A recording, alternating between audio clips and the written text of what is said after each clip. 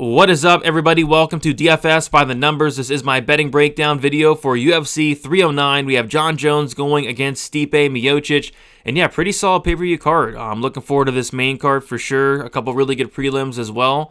And yeah, I'm liking this card from a betting perspective. I think this is the most action I've had in months. A lot of money line bets, some props sticking out as well. So yeah, looking forward to breaking it all down from a betting perspective as always. Before we get into it, you guys could please do me a favor, like the video, subscribe to the channel, leave me a comment. All three of those things go a long way. Let me know what you guys are liking for this card. A lot of spots sticking out to me. Let me know what's sticking out to you guys here. And I do want to shout out Prize Picks. Right now, Prize Picks, if you go to Prize Picks, use that code DFSBTN. You'll get $50 instantly when you play your first $5 lineup. Whether you win it or lose it, you'll get $50 instantly into your Prize Picks account. Check it out. Use that code DFSBTN. Let me know if you guys do, and you'll be entered into the Prize Picks giveaway for this week. All right.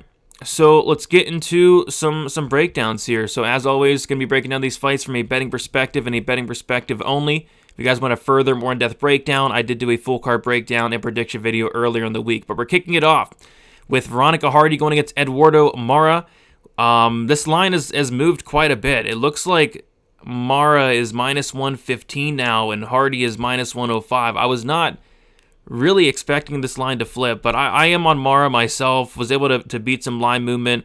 I know people were able to really beat some line movement because she was like plus 140, plus 150 even, I think, at some point. But yeah, this line's about to pick him now.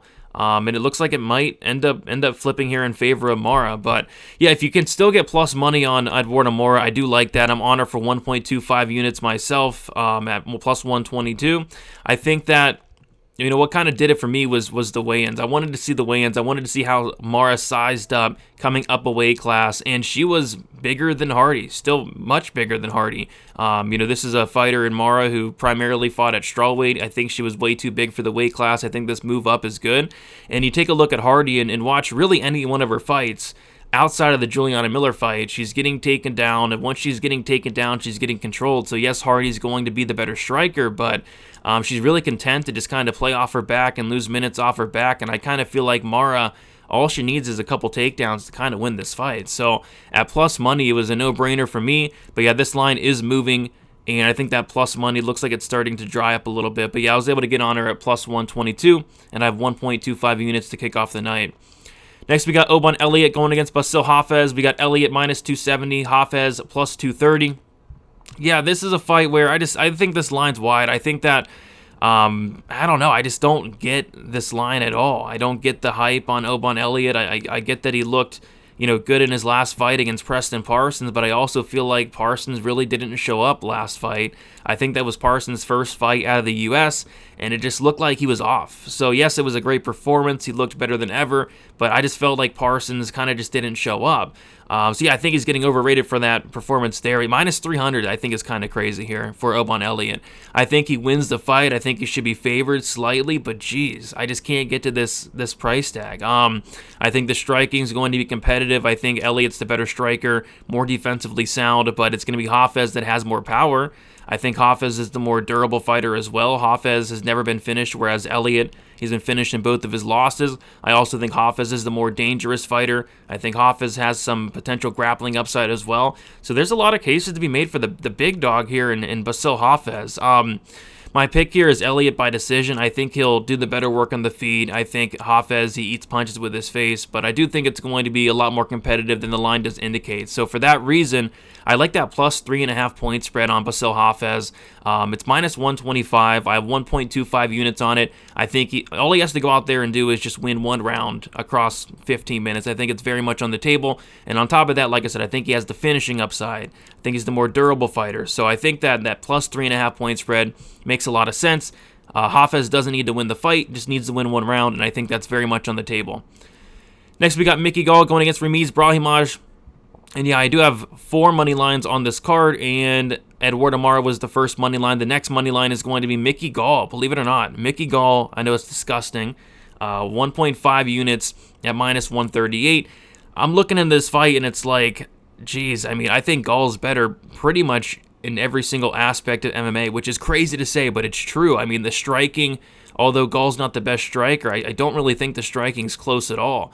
Gall has been training at Killcliff MMA. This is a guy that's making massive improvements, whereas Brahimaj, I'm kind of worried about him. So if you guys don't remember, Brahimaj had a long layoff between the Michael Gilmore fight and the Themba Garimbo fight. Apparently he had like a really bad neck injury, and he showed up in the Themba fight and just looked like really bad. He looked awful. I know it's Themba and Themba's decent or whatever, but he looked awful in that fight. Landed only 3 significant strikes across 15 minutes, which is terrible. He's very low volume on the feet. He has 10 wins. All 10 of them come by first round submission. When this guy's not submitting people in the first round, he's not winning fights. And my thinking here is he going to submit Mickey Gall in the first round? And I'm not so sure about that. So I like Gall here. I think he has much more ways to win. I think this line should be wider. I know it's Mickey Gall. It's disgusting. He's 7-6, but I like him to win this fight. Give me the Mickey Gall money line. Next, we got Marcin Tybura going against Diniz. Yeah, I love violence here. This is one of those fights where I feel like the winner's going to look minus 1,000. The winner's going to put up a very dominant performance. I think it's either a Tybura, either a ground and pound TKO or a submission, or it's Diniz taking off Tybura's head in the first or second round. So yeah, I think I don't love a money line here because I feel like both guys have very clear paths to win very dominantly, but what I do like here is violence. I like the fight won't start round 3. I have 2 units on it at minus 143. I think somebody's getting served here within the first 10 minutes of this fight, and I also sprinkled the Tybura KO and 1 and KO 2 props at massive numbers. Quarter unit on each, KO 1 plus 1100, KO 2 plus 1600. He's not going to knock out Diniz on the feet, that's for dang sure, but on the ground, Tybura has really good ground and pound. Of course, the sub could be live. Tybura's a black belt, but you look through Tybura's record, the dude only has 1 submission. He's more of a ground and pound guy. He's not really ever going for subs outside of the Tuivasa fight. That was his only sub in the UFC ever. So I think if Tybura can get on top, get into a dominant position, we saw Carl Williams let off on some ground and pound against Diniz in the 3rd round. We saw Austin Lane get into mount and let off on some ground and pound in the 1st round. So I think if Tybura gets on top here, the fight could be over very shortly after. I think Diniz has no ground game whatsoever, and we've seen Tybura finish guys with no ground game. But with that said, Diniz could very well knock out Tybura. So yeah, that's why I like violence here. Give me that fight won't start round 3 first and foremost with those Tybura small sprinkles. Next, we got David Onama going against Roberto Romero. Yeah, on a card with a bunch of massive favorites, Onama is a massive favorite, minus 1,200 here. It's just a straight-up pass. If anything, it's the under 1.5. The only thing holding me back is Romero. He does seem like a tough dude. He's never been knocked out in his career. Well, actually, he has. He has been knocked out in his career, but it was a very long time ago. I think it was his first loss, maybe it's like a second fight ever, so, and I wasn't able to see that fight. But yeah, I mean, I think Onama probably does knock him out here, but I'm not sure if it comes under 7.5 minutes or not. But yeah, the under 1.5, if anything. Romero is very hittable. Some of the worst striking defense I think I've ever seen. But yeah, this fight should be fun. The fight doesn't go to decision.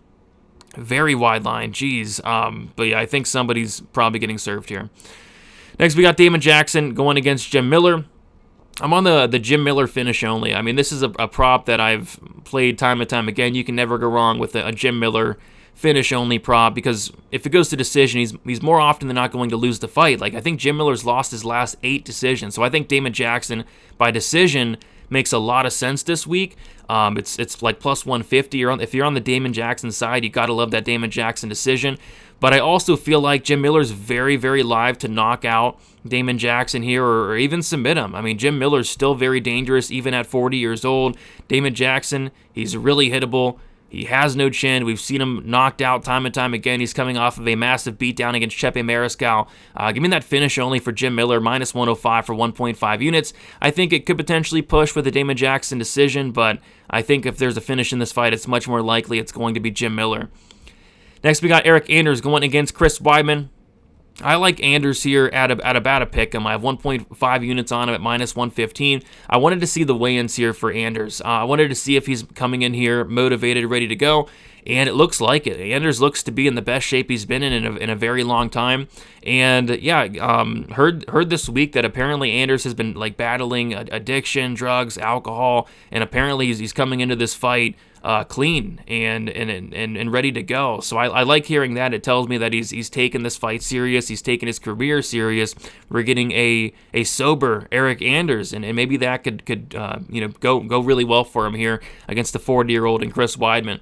I think Weidman, he's getting very overrated after his performance against Bruno Silva. I think Bruno Silva is the most washed fighter I think I've ever seen. Bruno Silva, he even came out after his last fight, his last loss, and says he doesn't want to be in there. And you could tell.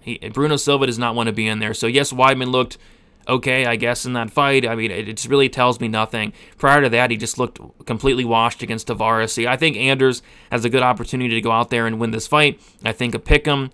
I like it. I know a lot of people are on Chris Weidman. This line's been pushed down a lot. Weidman was like plus 160 or plus 170. So I'm going the other way here. I like Eric Anders here. I think it could be by decision, but I also could see a knockout. Weidman's been knocked out like 6 times. Next, we got Marcus McGhee going against Jonathan Martinez. I'm on the McGhee side here. 1.5 units minus 138. We got reverse CLV'd here, which it is what it is. But yeah, I like McGhee. I think he should be the slight favorite here. McGhee's going to have, in my opinion, all the finishing upside. He's going to have all the grappling upside if there were to be some. And yeah, I think this fight, minute for minute, should play out close. You're going to have the leg kicks of Martinez. You're going to have the big shots of McGhee. But yeah, the big shots of McGhee, I think, are going to pay dividends here. I think he's the much harder hitter. I think he's much more durable. I worry about the durability of Jonathan Martinez. We've seen him dropped time and time again. We saw him dropped in the Alejandro Perez fight, saw him flatlined by Davey Grant, and even Jose Aldo hurt him very badly and honestly could have finished him. I thought Aldo kind of let him off the hook in his last fight, and Marcus McGhee's a finisher. This guy's a killer, a 100% finish rate, never been the distance. I think McGhee can land some big shots here, potentially hurt Martinez, or just have the bigger moments across 15. So I like McGhee on the money line. This money line's came down, though. It's like minus 120, minus 125, though. But yeah, I'm on him for 1.5 units in this one. Next, we got Mauricio Ruffy going against Hafez Llontop. Yeah, this should be Ruffy all day. I mean, minus 1,000 just about here on some books. He's like minus 1,200. Llontop showed up and missed weight at a catch weight. I don't like that. Didn't look to be in the best shape this week for the fight. I think he's taking the fight on short notice. Yeah, this should be Ruffy. Ruffy probably by knockout. Don't have anything on this fight. I was thinking about maybe doing like a 4-leg parlay with Ruffy inside the distance inside it. If I do add it, I'll put it down in the comments below. But yeah, Ruffy inside the distance, potential parlay piece. Llontop's been submitted twice, never been knocked out. What I will say though, I wouldn't mess around with the knockout prop or the inside the distance prop with Ruffy. You see the knockout props like minus 175. The inside the distance is minus 185. It could potentially sub him, I guess, but I think knockout's more likely. Just take the inside the distance, though. Karina Silva, Viviane Araujo, big giant pass. I like Silva to win the fight. I hate the minus 300. Honestly, this kind of reminds me of like the Elliott fight where it's like I think Elliott wins, but I just see no way he should be minus 300. Same thing here. I think Karina Silva wins, but stylistically, it's like I struggle to see how she pays off this price tag. I don't think she's finishing Araujo. Araujo has elite takedown defense, better volume, but I think the power of Silva is going to be the difference here, and the wrestling of Silva is going to be the difference here, and I think she wins a competitive decision. But yeah, minus 300, I can't get there. Bo Nickal, Paul Craig. We got Bo Nickal like minus 1,500, Paul Craig plus 850. Nothing on this fight yet. That's kind of why I'm getting the video out late. I was kind of waiting for some more line movement. I was hoping money came in on these overs and was hoping to get a better price on either the under or like Bo Nickal by knockout. So I'll be adding something for this Nickal fight, just not sure what yet. And I'll be pinning it down in the comments what I do add when I do. And of course, it'll be on the website, Patreon, all that. But yeah, it's going to be Nickal by KO 1-2. I think it's a very easy matchup for him. And that's not a hot take. This guy's minus 1,500. But I feel like he should go out there and implement the game plan that Caio Borralho did. Caio Borralho is a very legit black belt on the mat. And what did he do? He said, okay, I'm not going to grapple with Paul Craig. Because when you grapple with Paul Craig, you're putting yourself into danger, right? Like that's his only path to victory is being off of his back and throwing up something. We've seen it time and time again. I feel like Bo Nickal, although he can take down Paul Craig, obviously, why not just go out there, use the wrestling to keep the fight standing and knock this chinny guy out? I mean, Paul Craig is very, very chinny. He has no striking. Bo Nickal, I think, is very live for a first or second round knockout and can make this fight look very easy. My worry is maybe he does take down Paul Craig. And if he does do that, like Paul Craig's live. So, yeah, I'm hoping Bo Nickal fights smart. If he does here, I think he pays off this price tag with the knockout. Again, nothing bet on this fight yet, but I will be adding something, whether it's the under 1.5 in a parlay, even straight, fight won't start round 3, the KO 1-2, something along the lines of Bo Nickal finishing early here. I think it's early within the first 10 minutes. Next, we got Charles Oliveira going against Michael Chandler. Yeah, it's frustrating. I look back at their last fight, and the under 2.5 is like plus 105. It's like, geez, now we're having to lay like minus 250 for it. So I think the under 2.5 is a great parlay piece. It is minus 250 though. I would not touch the 1.5 because I could see it sneaking over. But yeah, the under 2.5 I think is a great parlay piece. Probably my favorite parlay piece of the week. This week, don't have any parlays yet, but like I said, I might throw in like a 4-legger with like the under 2.5 in the Oliveira fight, maybe Hoofy inside the distance, maybe like something in the Bo Nickal fight, something like that. And again, if I do add something, I'll put it in the comments. But yeah, under 2.5 parlay piece. And what I did do was sprinkle the Chandler KO1 plus 1,100 for a half unit, just because that's kind of how I see him winning. And it's very live. Like, I think at the very least, Michael Chandler is going to knock down Charles Oliveira. Oliveira has been getting knocked down in pretty much every fight as of late. We saw Gaethje knock him down like 3 times. Poirier hurt him in the first round. We saw Islam drop this guy. So yeah, I think Chandler can definitely hurt Oliveira. I think the first 5 minutes is where Chandler is most dangerous. So Chandler KO1 at plus 1,100 just kind of seems like his main win condition there. So I took a shot on that. My pick is Oliveira. I think he probably does get dropped, survives, takes over, and gets a sub in the second round is kind of how I'm seeing it. But yeah, under 2.5 first and foremost, and I'm going to be looking to maybe parlay that with something this card. And then we got Jon Jones, Stipe Miocic. We got Jon Jones minus 700, Stipe plus 500. Yeah, nothing sticking out here, although I do like the over, actually, which, if you guys know me, I don't typically play overs unless there's a very good reason, and I thought there was a very good reason. This is my first bet of the week. Got the over 1.5 at minus 148 for 2 units. Was honestly debating potentially just completely smashing it and putting more onto it, but the fact that Stipe is coming off such a big layoff and the fact that he is like 42 is kind of, I think 2 units is fair, and here's why I like it. I think there's a ton of recency bias here. People are acting like, first of all, people are acting like Stipe Miocic is like the worst fighter to ever do it. I think he's like washed, but he's not like that washed. He's not going to go out there and get guillotined by Jon Jones in the first round. Outside of the Cyril Gane fight, Jon Jones is going over a lot. His prior to the Gane fight, he went over in his last 9 5-round fights. So it's like, I think that's kind of an outlier, and it was a weird outcome as well. I don't think anybody expected that fight to finish the way it did. I think Gane, it looked like he kind of quit in there, to be honest. I don't think Stipe is going to quit. See, I like this over quite a bit. I even like the over 2.5. I even think this fight can go to decision, believe it or not. And I feel like this fight could also just suck. I feel like this could be just like a glorified sparring fight where they just go out there and Jon Jones just gets the better of Stipe each round. So yeah, I like Jones here, but I like that over 1.5, if anything, in this fight. And yeah, that's about it, guys. Quick recap here. 4 money lines. Marcus McGhee, 1.5 units, minus 138. Mickey Gall, 1.5 units, minus 138. Eric Anders, minus 115, 1.5 units. Eduardo Moura, money line, 1.25 units, plus 122. Got the over 1.5 in the main event, 2 units, minus 148. Got the Jim Miller finish only, 1.5 units, minus 105. Got the Basil Hafez point spread, plus 3.5, minus 125, 1.25 units.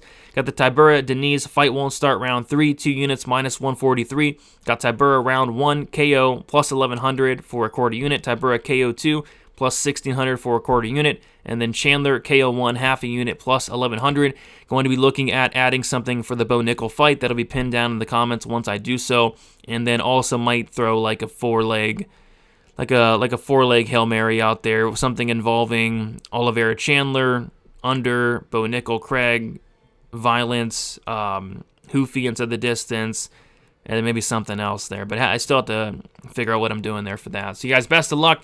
Leave me a like on your way out. Subscribe to the channel. Let me know what you guys are liking for this week. Be on the lookout for Best Bet as well. Got a full panel for you guys for UFC 309. And that's about it, guys. Enjoy the fights, and we'll talk soon. See you.